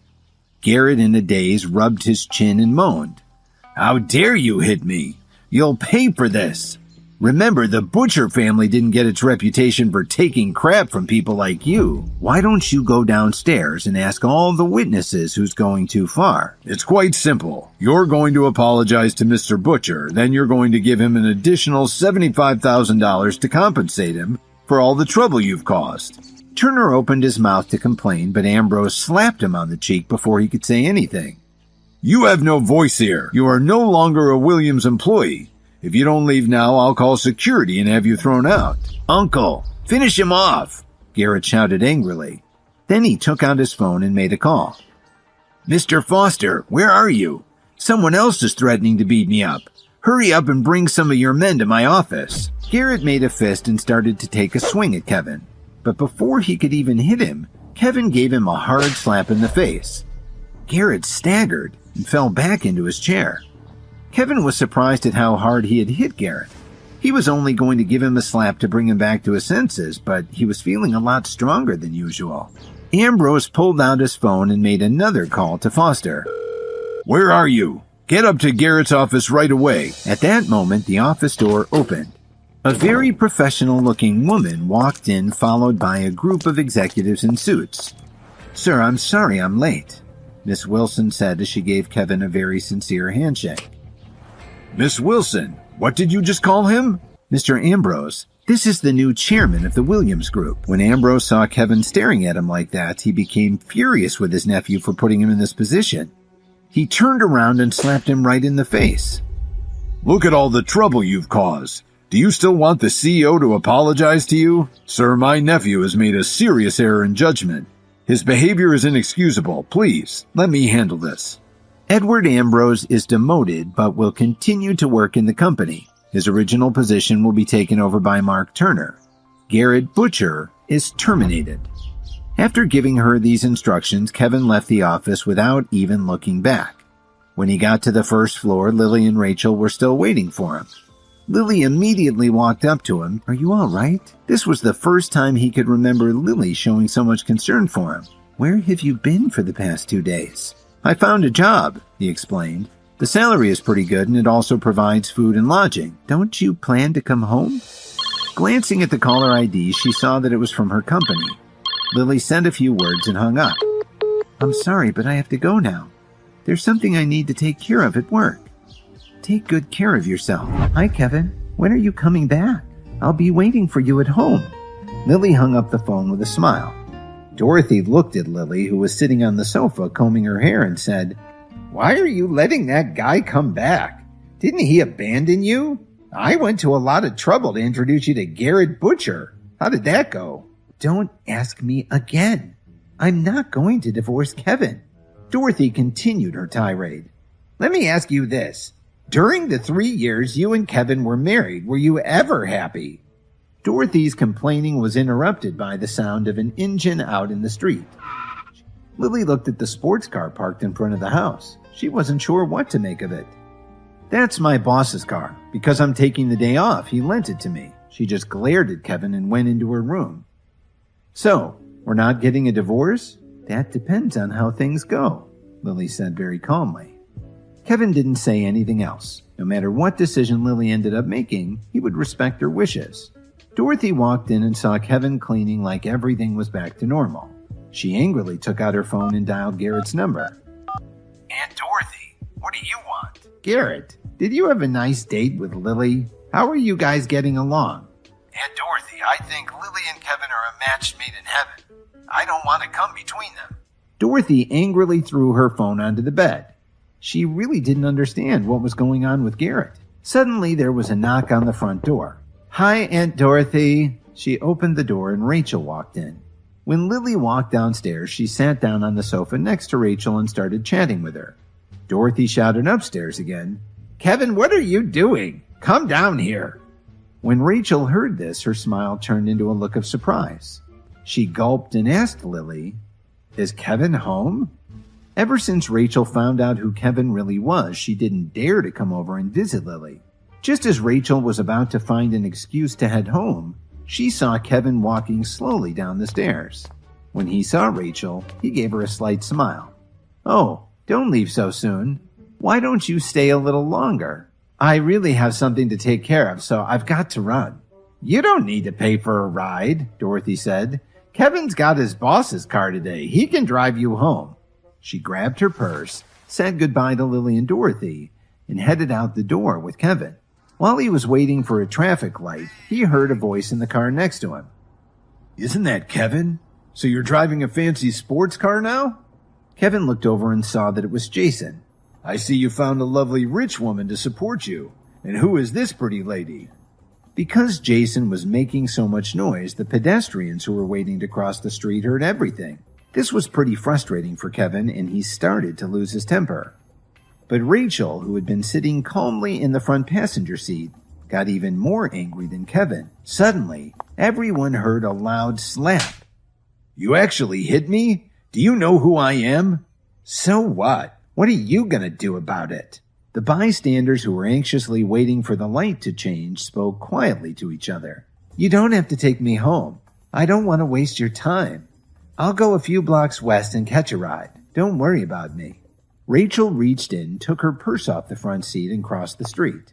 As long as he was downtown, Kevin decided to head to his office and wait for traffic to clear. He sat down at his desk and sent Lily a text saying that he wouldn't be home that night. Just then, Miss Wilson walked into the office with 2 small boxes. Mr. Williams, these were sent over by President Wright at West Chicago International and Mr. Cook from the Whistler Hotel. They said they're a gift for you. Kevin opened the box on his desk and looked inside. Inside it was a red pill, similar to the tan one that Cook had given him a while back. He decided to call his friend to find out what this one would do, since the last one had disastrous side effects. Kevin, didn't I already give you a pill? Cook slowly said. Anyway, I found out from the head researcher that the medical properties of the new pill actually enhance the properties of the first one you took. It should help you a lot. Kevin hung up the phone and stared at the pill. He thought for a while and decided that his friend wouldn't try to hurt him. So he picked up the pill and swallowed it. Within seconds, Kevin felt like his whole body was engulfed in flames. He closed his eyes and passed out. Half an hour later, when Kevin slowly came to, he couldn't find any change to his body. Kevin's phone rang and startled him back to reality. Who's this? Kevin asked in confusion. This is Phoebe Anderson. We met at the Whistler Hotel, at the celebration the family threw after getting the Williams contract. Oh, of course. I remember you now. What can I do for you? I've been meaning to ask you, at Grandma Jones's birthday party, did you give her an antique tiara? Yes. Why? Kevin, the Jones family isn't aware of it, but I peeked in the bag when nobody was looking. I'm sure that it's the legendary golden sunburst tiara. I just want to take a few photos. Okay, I think we can arrange that. Really? If you're free now, you can come to our antique store, Anderson Fine Jewelry and Antiques. I'll wait for you here. An hour later, Kevin arrived at the entrance of the Anderson family store. This was the biggest antique store in all of Chicago, and it contained many priceless treasures. Just as he was entering the door, an employee stopped him. Excuse me, sir. Are you on the list? I was invited by Phoebe Anderson. Wearing those rags? You can't possibly know President Anderson. Get lost. That's enough. The two security guards looked menacing as they rushed up to Kevin and grabbed his arms. Kevin struggled slightly and the two guards flew 6 feet away, hitting the ground with a thud. Kevin was stunned by this. He looked down at his hands in disbelief. Kevin decided he'd wasted enough time with these stooges. He took out his phone and called Phoebe. "If you're not down at the front door in 2 minutes, I'm out of here." Suddenly, they heard a woman's voice from the entrance. Phoebe practically ran out the door. "Kevin, when did you get here? Why didn't you come inside?" Burroughs and the others immediately snapped to attention when they saw her. "President Anderson." Kevin looked Phoebe in the eyes and explained. Phoebe led him into the store's photography studio. Kevin watched her intently. After taking quite a lot of shots, Phoebe turned off the studio lights and put the camera away. Her senior appraiser rushed into the studio to ask for help with a string of pearls that he was unsure of. "Let's go take a look." When they reached the main showroom, Kevin saw a group starting to form around a young man. On the table in front of him was an old mahogany box. "May I ask your name?" "My name is Sam McKay. This is a family heirloom. It never leaves the house, but we're in desperate need of money." They were strung together with what looked like a pure gold clasp. "Pure gold South Sea pearls? How much do you want to sell them for?" $50,000. Since you're the owner of this establishment, you also know that they're worth far more than that. While everyone was discussing the find, another young man walked in. "My name is Charles Grant." "Are those actually golden pearls? How much are you selling them for?" $50,000. "Okay, I'll take them." "Well, lady, you missed your chance." "Mr. McKay, I'll take them. I'll tell you what, I'll give you $75,000 for them." "I'm sorry, Mr. Grant, but they're right. I can't go against my principles. I'm selling them to the young lady." "Then you're the biggest fool in the world. Ma'am, it's your lucky day. These pearls are worth at least $100,000. Just as Mr. Landau was about to ask the man for his information to prepare the check, Kevin walked up to Phoebe. "President Anderson, if you buy these pearls, you're making a huge mistake." "What do you mean?" "It's quite simple. They're fake. Also, your acting skills aren't that great either." I'm exhausted from trying not to laugh. After hearing this, Phoebe looked at Kevin with a puzzled expression. Kevin took the wooden box from Phoebe and opened it. "Everyone here is in the antique business. Sure, the size of these pearls is impressive. However, they've been treated to improve their color and luster. Even the clasp is cheap. A large, perfect pearl should roll like a marble. These pearls are perfect. How dare you destroy my family's most precious treasure? You should at least put some effort into your counterfeits. Has anybody fallen for this cheap crap? I'm sure you have some modern equipment in your lab. Go ahead and check them out." She looked at the printout that Mr. Landau had handed her, and you could tell right away she wasn't pleased. McKay turned pale. "Call the police and have him taken to the police station." Grant pointed an accusatory finger at him and yelled, "You're selling fakes? I can't believe I almost fell for it." However, as he turned around to leave, Kevin had already blocked his path. The police lieutenant walked directly to Kevin and asked, "Where are the suspects?" "One is here and the other is over there." Officer Emmett looked disappointed. He reached out and pulled on Grant's skin. Everyone was shocked to see him standing there, holding the man's face in his hand.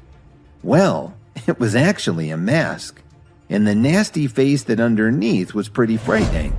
The masks on Grant and McKay's faces were so realistic that nobody noticed anything unusual. But how did Kevin see through the deception? Phoebe let out a disappointed sigh. "I want to invite you to be the chief antique appraiser for Anderson Fine Jewelry and Antiques. You don't have to come to work every day, but if I need your help, I'll expect you to come in. I can give you a salary of $150,000 a year for your effort. Would that be okay? Let me get this straight.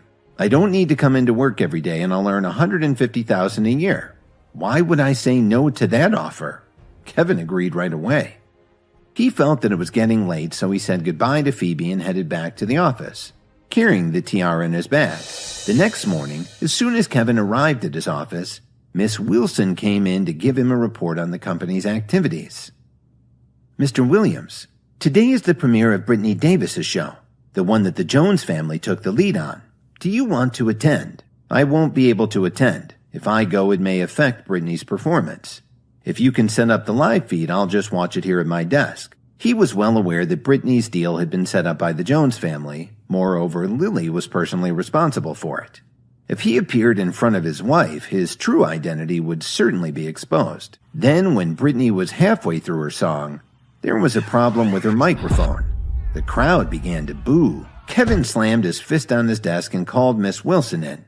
"What's going on over there? There are 4 engineers in charge of Brittany's sound equipment backstage. Unfortunately, they've all made a mess of the production. Please call them to my office." A little over a half an hour later, the 4 staff members who had screwed up Brittany's show entered the CEO's office and saw Mitchell Cook sitting in Kevin's office chair smoking a cigar.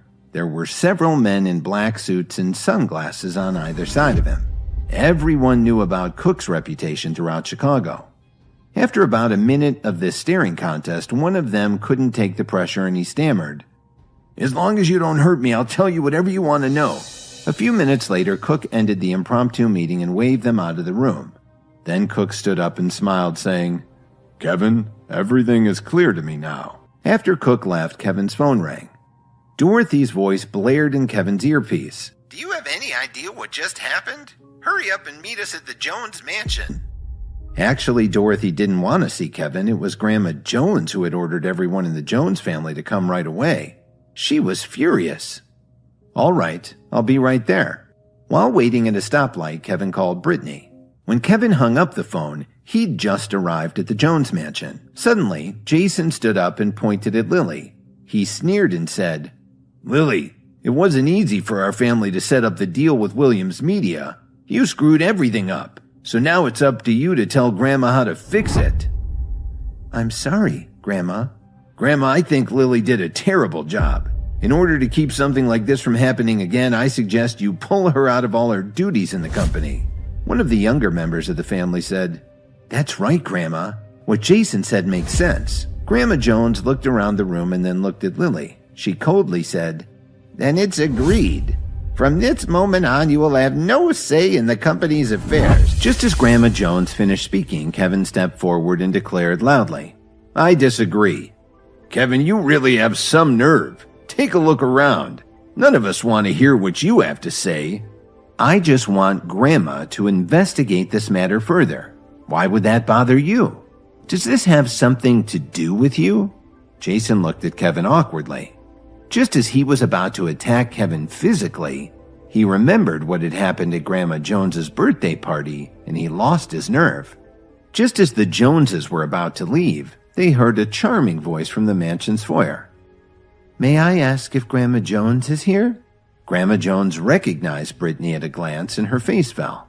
"Why, Brittany, please don't be angry. The problems at the show were all our fault and it will cost us dearly. Rest assured that I've already taught Lily a lesson. She's been pulled from all our company projects." When Brittany heard this, she turned to look at Lily. Lily could barely make eye contact. "Please don't blame yourself, Lily.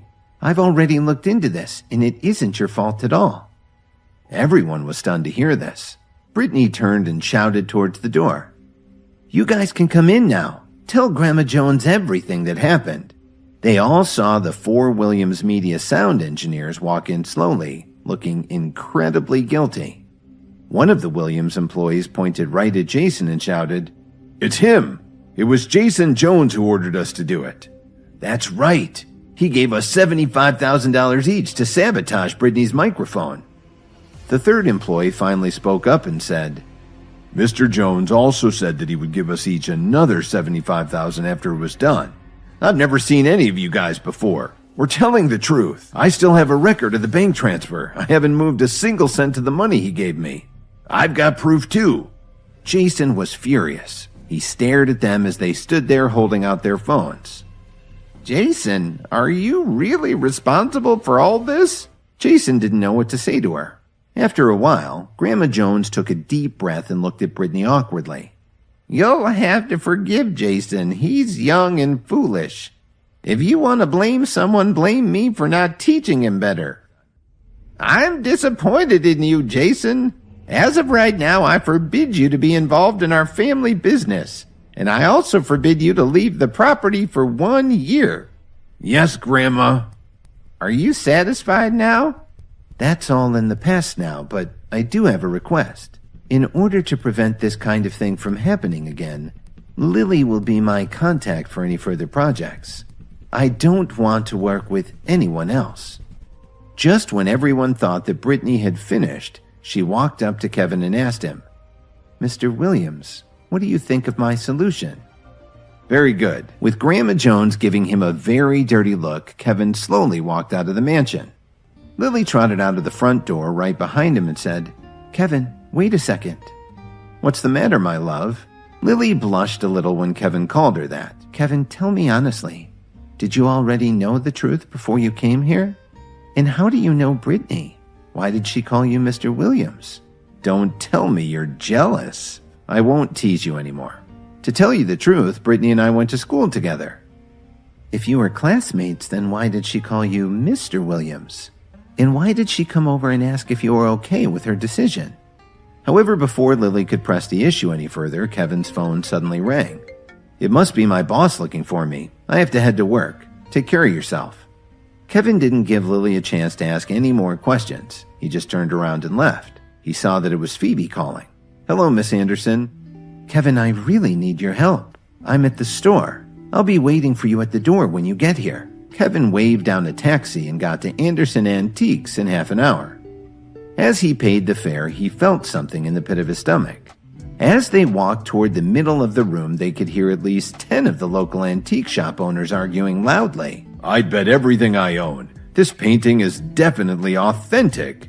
Then a third one responded, You don't know what you're talking about. Just look at the frame. There's no way this is genuine.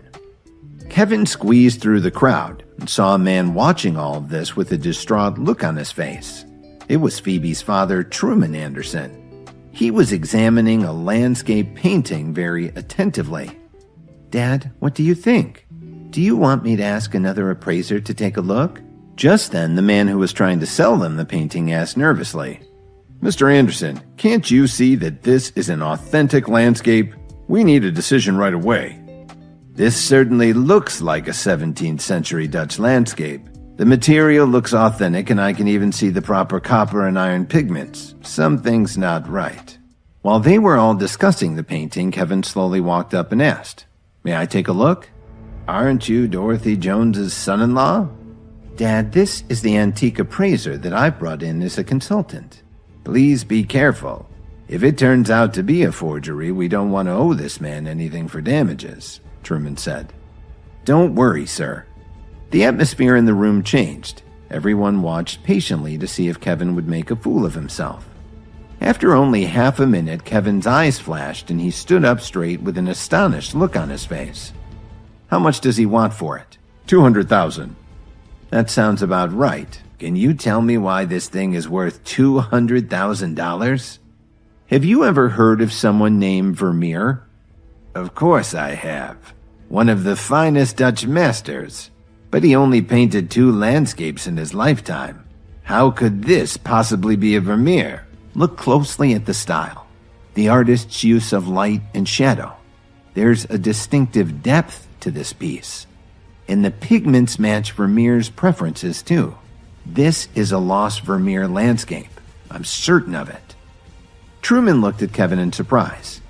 This time he pulled a magnifying glass out of his suit pocket. Less than a minute later, Truman practically jumped up and down. Mr. Landau, please arrange for this gentleman's payment. Hurry up before the seller changes his mind. Fine, then go ahead and pay me. I still have other things to do today, and I've already wasted a lot of time here. Kevin laughed to himself. The man had no idea what he was giving up for only $200,000. He obviously knew nothing about art, just some guy making a quick buck. So how did someone like that get hold of such a valuable piece of art? Kevin really wanted to find out. Kevin had correctly identified a lost Vermeer landscape in the store, but then he suddenly noticed a few traces of dirt on the painting. Then he recalled that when he bent down to look at the painting, there was a slight moldy scent. Could this painting have been buried somewhere? As soon as he stepped out of the door, he spotted the man who had just sold the painting. Then he tailed him to see where he could be heading. He He saw the man go below street level to Wacker Drive. This was in a part of the underground street that was off the beaten path. Greg, did you sell that thing? I sold the painting for $200,000. Easy money. Should we head down to the south side again tonight and see what else we can dig up? Yeah, Max, good idea. Kevin, who was hiding in the shadows, heard everything they were saying. He couldn't believe it. Could they be grave robbers? Just then, the head grave robber suddenly looked over to where he was hiding. Who's over there? You guys are really bold. Robbing tombs? Aren't you superstitious? Kevin was stunned to see Officer Emmett. You know you're interrupting a private meeting. Actually, she'd been aware of this group of thieves for a long time. Early this morning, she spotted them near one of the older cemeteries on the south side. She followed them here. She wanted to call for backup, but the cell signal was really crappy down there under the street. You're under arrest. I've recorded your conversation and thanks for having it out here in public, where I wouldn't need a warrant. If you surrender quietly, I might ask the court to go easy on you. I'll tell you what, why don't you come with us? Then a few more men came out of the shadows and joined them. Emmett instinctively reached for her hip, but she wasn't in uniform, so her service weapon was locked up safely at the station. Just as Kevin was about to show himself, he saw Officer Emmett knock one of them to the ground with a beautiful sidekick. Put your hands on your heads and kneel on the ground. The man jumped up, pulled out a switchblade, and held it to her throat. Not today, officer. It looks like maybe we're gonna be arresting you instead. He motioned for the others to tie her up with their belts. You guys really are scum. Kevin, hurry up and call the police. Shut up, Johnny said as he grabbed her mouth and poured in a bottle of pills. Kevin saw the other thugs starting to move towards him. He ripped through them in seconds, tossing the large men left and right. Who the hell are you? Who am I? I'm an antiques appraiser. After he said this, the man fainted. Officer Emmett looked like she was in shock. Are you all right? Do you think you can stand up? Kevin took the belts and walked over to the unconscious men. He began to search their bodies as he tied them up. He found a pill bottle. Looks like they were tranquilizers. I may have swallowed a couple, but it would still be nice to get an ambulance down here right away. And a couple of squad cars. Kevin nodded and then he took out his phone to call for help. Why are you here? This guy sold a 17th century Dutch landscape to Anderson Antiques. I had my suspicions, so I followed him here. Tell me honestly, who are you really? What I mean is, what school of martial arts are you from? I'm sorry, I don't understand your question. I know what I saw. When you defeated these men, your moves look spontaneous. But I saw something deeper in your movements. I've studied martial arts for years, and I studied Eastern philosophy in college. You are keeping something from me. Officer Emmett, you stream a lot of kung fu movies in your off time, don't you? Do you still want to play dumb? Didn't you take an oath not to let outsiders see you using your techniques? I have no idea what you're talking about. I used to practice some taekwondo when I was a kid. Everything I just did was entirely subconscious. Of course I'm talking about developing your inner power. A lot of people spend years working on this. You seem to be tapping into it without even trying. This sounds like a comic book or something. Are you kidding me? Trust me, I'm deadly serious. There's a lot going on that the average person doesn't know about. And there are some very powerful people who have decided to put their energy into developing businesses, believe it or not. They've become wealthy entrepreneurs and some of them have very powerful families. Even with all her training, the few pills that she'd taken were starting to make her sleepy. They heard sirens approaching. Looks like the cavalry's here. Wait, take me home. Can you please do this for me? Kevin nodded and waited for the officers to arrive. Officer Emmett mustered enough strength to give them their orders so they could take the men to the station for processing. Kevin managed to get Officer Emmett home safely. I'm really curious. How did you get your strength? If you haven't gotten it through any special training, did you have any help from someone? Help? He thought of the 2 pills Cook had given him. They were supposed to help him restore his strength. Maybe they did something more, and he quickly took out his phone and called his friend. Mitch, I want to know what was in those pills you gave me. One of them was supposed to help boost your energy levels, and the other was supposed to help you with your focus. Why are you suddenly asking me about this? Are you having a problem because of the pills? No, don't worry. I'm fine. Just curious. His eyes fell on the top shelf of her bookcase. There were a lot of martial arts books, guides to natural health, but there were also a couple of old books with tattered spines. Kevin walked over and took them down. The first one he opened was a very old translation of an ancient book on training your ki, your inner power. He was surprised to find that it talked a lot about what Officer Emmett had been saying about training your internal energy. It was a quick read, maybe because of his recent improvement in his focus. Kevin put that book aside and flipped open another one. It talked about the yin and yang, negative and positive energy, and harmony, as well as some ways to make natural medications. When Officer Emmett woke up and saw that Kevin was still there, she immediately jumped up from her chair.